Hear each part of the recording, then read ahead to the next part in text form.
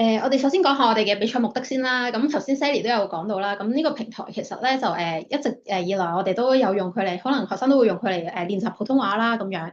咁為咗用呢一個移賽速學嘅方式咧，咁其實我哋都希望用呢一個比賽咧去激發到我哋港澳兩地小學嘅同學啦，咁可以學習呢個普通話嘅熱情啦咁樣。咁呢個賽事咧係點樣做嘅咧？咁我相信之前有上屆參與過我哋呢個比賽嘅老師可能都比較熟悉啦。咁我哋今次比賽咧其實同上次係一樣嘅。咁學生咧係需要連續5日啦，咁打開我哋呢一個APP 啦。咁每一日咧學生都需要回答20道嘅問題啦。咁得分最高而且用時最短嘅學生咧就會勝出呢個比賽㗎啦。咁呢個比賽完結咗之後咧，咁其實我哋都會選出40位同學咧去參加我哋10月份嘅一個交流團嘅。咁今年咧，我哋呢個賽程嘅時間咧已經準備好。咁我哋由即日起啦，由今日開始啦，咁其實我哋都已經接受緊我哋嘅報名啦。咁今日我哋進行咗我哋嘅比賽簡介會之後咧，咁我哋都會繼續陸續咁樣去收取學校嘅報名嘅。咁我哋嘅比賽嘅截止報名日期咧就會係5月13號嘅，咁係星期三嚟嘅，係啦。咁去到5月18到22嘅呢5日咧，咁其實學生就可以登錄我哋嘅 APP 啦，咁去連續5日咁樣去進行我哋呢個比賽嘅。咁我哋目標咧就會喺5月嘅下旬啦，我哋就可以公布到我哋嘅賽果嘅。咁6月嘅下旬到7月嘅上旬啦，咁我哋就會舉辦一個實體嘅頒獎禮嘅。咁到時候我哋都會通知翻得獎嘅學校同埋學生啦，去參加翻我哋今次呢個頒獎禮。咁10月咧就會係舉辦我哋呢一個大灣區嘅學習交流營啦，咁樣咁去完結我哋今年呢個年度嘅一個比賽咁樣嘅。咁好啦，邊個咧可以參加呢個比賽咧？咁樣咁都話明係港澳小學嘅線上挑戰賽啦。咁樣咁當然就係我哋香港同埋澳門地區嘅在讀小學生咧，咁都可以參加呢一個比賽嘅。咁我哋一共會分為4個組別啦。咁樣咁香港賽區會有香港賽區嘅初小組啦、高小組啦。咁澳門賽區咧都會有初小組同高小組嘅。咁有老師就會問啦，咁初小同高小即係幾年班到幾年班啊？咁樣咁初小組咧，我哋就會係由1年班去到3年班，咁高小組就會由4年班去到6年班嘅。咁同埋要留意翻一樣嘢咧，就係我哋本屆呢個賽事咧，其實就只係會接受我哋學校嘅團體報名嘅。咁老師咧就需要收集學生可能需要想要參加呢個比賽嘅學生嘅名單啦，咁樣咁我哋會收集到呢個名單之後，會為一位學生去配翻一個比賽嘅帳號嘅。咁學生需要用翻個帳號先可以去參加到我哋今次呢個比賽嘅。好啦，咁呢個比賽係點樣玩嘅咧？咁樣咁我哋頭先都有講到啦。咁比賽嘅時間咧就會係今年嘅5月18號到5月22號嘅。咁喺呢個期間咧，每日學生可以喺朝頭早嘅8點鐘去到夜晚嘅23點59分。咁呢個期間可以完成佢當日嘅一個挑戰啦，咁樣。咁每一日咧，我哋都會有一套嘅題目包。咁每一套題目包入邊就會有20道嘅題目咁樣嘅。咁我哋呢個比賽咧就會累積每位參賽者佢哋每日嘅得分啦，咁樣咁就有5日嘅。咁得分最高嘅嗰位學生啦，用時最短啦，咁佢就會成為嗰個組別嘅冠軍咁樣。咁都要提醒翻一下啦。咁其實答題嘅期間啦，咁其實就唔可以話我朝頭早就登錄答一題，跟住之後夜晚8點鐘再登錄答第二題咁樣，咁就唔可以嘅。要連續咁樣去答晒呢，即係一登入嘅話就要連續咁樣答晒20道題目咧，咁其實先會叫做完成我哋嘅題目啦咁樣。咁如果你答咗一題之後，可能就登出咗嘅話，咁其實佢就只會有一題嘅分數嘅啫咁樣。係啦，咁我就交翻俾我哋同事阿 Ellie 去講下我哋呢一個APP 點樣去操作呢個比賽啦。好，各位老師大家好啊！咁我哋關於今屆嘅比賽咧，我哋嘅同學仔啦，登入嘅方式咧，將會由我哋主辦方去電郵派發翻俾學校。咁學校嘅老師咧，再分發俾賬戶俾學生嘅。咁每位學生咧，會使用我哋派發獨立嘅賬號啦，喺 Apps 度登入界面呢一個區域裏邊一個校園登錄咧，進行輸入賬號同埋密碼先至可以進行比賽嘅。咁另外都注意翻啦。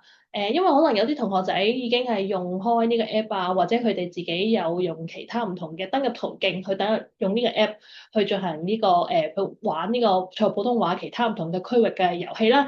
咁但係一定要注意就係、今次嘅比賽係我哋派發呢一個比賽賬戶，必須係使用我哋嘅比賽先至會去到我哋嘅呢個比賽嘅界面嘅，咁所以老師亦都要留意翻啦，係啦。咁另外啦，就賽後普通話呢個 Apps 啦，係專課香港同埋澳門地區使用嘅，咁所以喺參賽者嘅學生啦，咁如果咧佢可能喺香港喺澳門都可以用嘅，但如果佢翻返去內地嘅時候咧，就唔可以登入呢個 app 啦，就會有啲影響嘅。咁所以咧，為免影響呢一個比賽嘅成績啦，咁咧老師亦都要提醒翻學生啦，去用手機啊或者用 iPad 去登入作答嘅時候咧，係喺香港或者澳門進行嘅。好，咁我哋嘅比賽操作咧係點樣嘅咧？咁其實咧，有啲同學仔啦都攞到老師派發俾個賬戶㗎啦。咁另外咧，我哋會喺界面登入咗之後，頭先我哋講喺校園帳號帳落登入之後咧，右上角會有一個線上挑戰 icon 嘅。咁學生咧就會撳落呢個 icon 之後啦，就會見到相關比賽嘅事項㗎啦。咁老師亦都要提醒翻學生啦。咁我哋嘅比賽喺賽前嘅時候啦，都要登入翻去呢個賬戶裏邊啦，撳翻呢個 icon 着呢個界面，去睇翻自己嘅姓名啦、佢個組別啦同埋學校咧有冇錯嘅。咁喺5月11號至5月15號期間登入咧，就會見到相關嘅資訊啦。如果發現自己嘅姓名有錯啊，或者學校名有錯，或者係唔屬於嗰個組別嘅咧，咁咧就要通知翻我哋主辦方同事，咁去進行更改嘅。咁好啦，到比賽5月18號嗰日朝頭早8點鐘啦。咁學生登入咗賬戶之後，咁呢個 icon，咁見到係所有自己嘅資料冇問題啦，咁就可以進行答題㗎啦。係，咁喺比賽嘅第一日5月18號咧，就會獲發第一場嘅題目包嘅。咁我哋係每一日當天去發放呢個題目包嘅，咁所以就唔會話要一日要答晒5場嘅，咁啊當日先至會派發嘅。係啦，咁朝頭早8點鐘登入 account 入去呢個界面就可以進行作答㗎啦。咁首一日獲得第一場嘅作答包啦，第二日會第二場嘅作答包，如此類推嘅。咁好啦，當已5月18號登入咗之後啦，咁就會前往參加比賽。咁我哋就會有作答嘅界面啦。如果係需要錄音嘅題目咧，我哋會有錄音嘅按鈕嘅。咁留意翻啦，咁譬如我哋作答錄音，譬如呢一個讀嘅時候咧，就會撳一撳呢一個錄音嘅按鈕啦，然後講出呢一個答案，然後再撳一撳結束呢個錄音，咁成個過程先為之完成嘅。呢個樣嘢咧，亦都係留意翻嘅。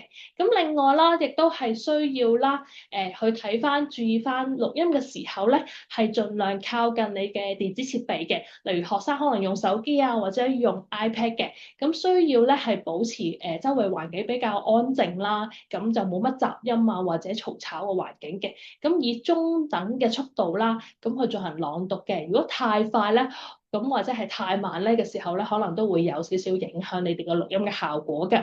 咁完成咗作答之後啦，其實咧系統會即時評翻分嘅。咁然後之後咧，你就可以撳下一題去進行作答㗎啦。咁上面亦都會顯示翻相對應嘅用時嘅時間嘅。好，除咗呢一個朗讀題之後啦，我哋亦都會有聽力題嘅。咁喺聽力題裏邊啦，我哋都會有個小小嘅喇叭嘅按鈕，撳一撳呢個喇叭按鈕就會聽到相關嘅朗讀呢個聽力嘅題目㗎啦。咁聽完之後咧，就會可以揀選相對應嘅答案啦。咁系統咧亦都會即時評分嘅。係啦，咁完成咗每一場嘅題目之後啦，咁咧你學生出翻個畫面咧，就會見得翻相對應每一日嗰個答題嘅總分嘅啦，就會如此類推喺呢度會顯示嘅。咁去到最後一日完成晒比賽之後啦，我哋咧亦都會顯示翻佢嘅總分啦，同埋個總用時嘅。係啦，咁喺第五場開始比賽之後啦，或者之前開始咗比賽之後，就唔可以進行補答噶啦。就呢啲都要提醒翻學生啦。咁譬如我過咗5月18號，我冇作答喎，我可以19號可唔可以作答翻尋日嘅比賽嘅？係唔得嘅，所以係每日要準時入去作答啦，同埋咧係唔可以補答嘅。另外啦，喺作答嘅過程中唔可以中斷題目，係一次過一口氣去答晒20道題嘅。咁完成晒比賽嘅賽事之後啦，咁我哋咧亦都會顯示翻比賽會結束㗎啦。另外亦都會提供翻排行榜嘅數據，會俾翻學生去進行查閱。咁你排行榜嘅數據啦，將會喺每日上午8點嘅時候會陸續更新嘅。咁就會按翻唔同嘅組別啦，例如香港嘅初小、高小、澳門嘅初小、高小，同埋有學校總嘅排行榜嘅。其實咧呢個比賽嘅獎項咧都相當之豐富嘅，咁我哋每一個組別啦，我哋香港啦、澳門啦都分別會有初小同高小組啦，咁每個組別咧其實佢哋都會選出冠亞季同埋普通話之星嘅，咁冠亞季咧就會各1名啦，咁普通話之星咧就會有7名嘅，咁除咗呢10名同學之外咧，咁其實我哋都會有選出10名嘅優異獎嘅同學啦，咁會俾翻獎狀同埋書券佢哋嘅。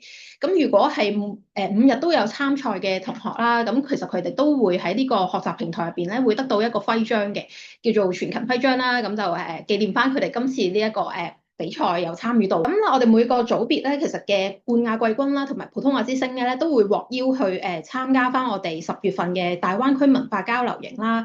咁亦都有上年有老師會問嘅，咁就係我哋依家小六嘅學生，其實去到10月份嘅時候已經升咗中噶咯喎，咁佢哋仲可唔可以參加咧？咁樣咁咧，其實我哋上年咧都有小六嘅學生其實係獲獎嘅，咁我哋都會邀請翻嗰啲學生去參加翻我哋今次呢一個今年呢一個10月嘅交流營啦，咁樣咁我相信佢哋應該都會好開心可以參加得到嘅，因為個內容都非常之豐富嘅，係啦。咁除咗學生嘅獎狀之外咧，咁學校咧咁其實都會有獎狀嘅，咁會分別有呢個優質普通話教學獎啦，同埋最積極參與學校獎咁樣嘅。咁每個獎項咧，我哋都會有10間學校啦。咁優質普通話教學獎係點樣攞到嘅咧？咁樣咁其實咧就會係計算翻我哋賽事期間啦，喺平台入邊香港賽區同埋澳門賽區分別佢哋嘅呢個積分排名前5嘅學校咧，咁其實佢哋就會得到呢一個優質普通話教學獎啦。咁